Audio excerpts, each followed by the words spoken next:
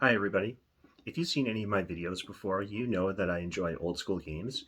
You know, I like variants and modifications to games, and that I'll play anything basically. Roll and moves, economic, as well as abstract games, as long as they're obscure, weird, and offbeat. Anything like that I'm interested in.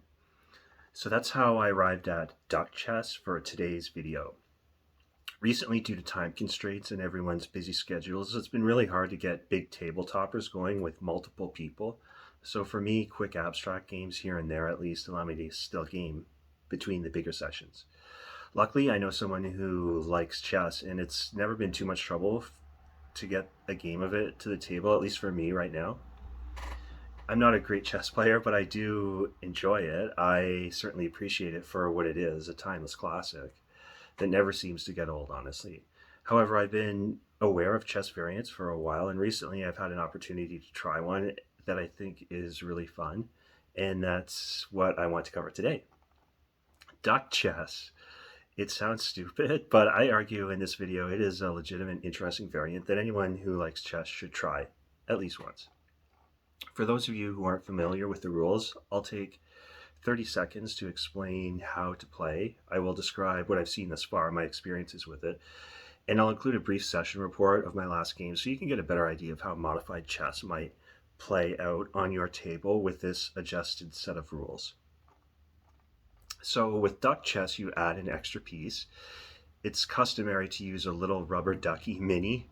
However, you can use anything to represent the duck. I have a rubber duck, but it's not small enough to fit on my board, so I use a chicken miniature from an old farm set. It works just fine. The duck is a blocking piece. Players make a standard chess move followed by moving the duck to an empty square on the board. The duck always has to move after each player's turn. The duck blocks pieces. You can't move on it or through it. Knights can jump over the duck. There are no checks because kings can move to threaten squares as long as subsequent duck movement blocks an attack. I believe castling is allowed through attack squares if the duck is used as a blocker. And lastly, this is kind of funny. You can instantly lose the game if your opponent becomes fouled. Get it? This occurs if your opponent is stalemated. They can't move any pieces at all, and the duck is involved in the blocking setup.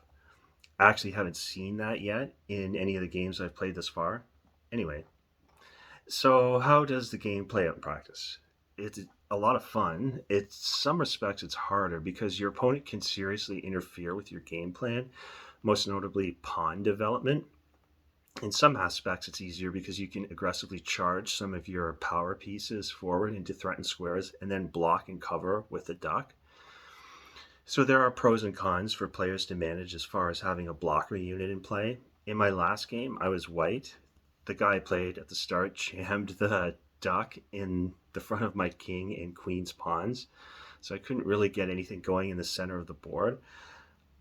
He deployed his knights early, and this is a big concern for me because I always struggle with dealing with knights.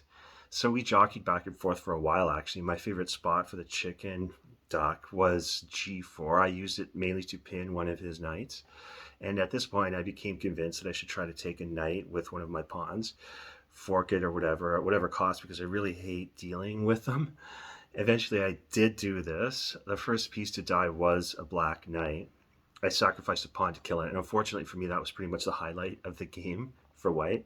Black subsequently killed off at least two more of my pawns, so I was down at least three, maybe four pawns, and I only took one of his before the game ended. Black set up a nice endgame push with queen's charge down the right side of the board, and he used the chicken to cover the queen, so I couldn't take it with my rook. And a few turns later, I was handed my king without having lost any of my power pieces. He used the duck well to set up the endgame push, in my opinion. I don't think I played particularly well overall, obviously, but I had a lot of fun playing chess with this duck variant. The guy I played said he thought it was fun too. He said there were times in the game he wished he was just playing regular chess, and other times he was grateful for having the chicken available to cover gaps and hanging pieces. Overall, I think having the duck on the board also adds an element of humor that's missing in ordinary chess. In my version, there's a chicken running around the board.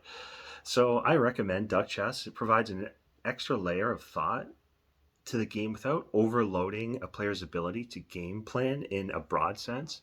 The variant is probably not of interest to chess purists. However, it is fun, and I think it should be an option for anyone like me who likes the original rules, but also is open to try something different once in a while. Thanks for watching, and stay tuned for more content coming soon.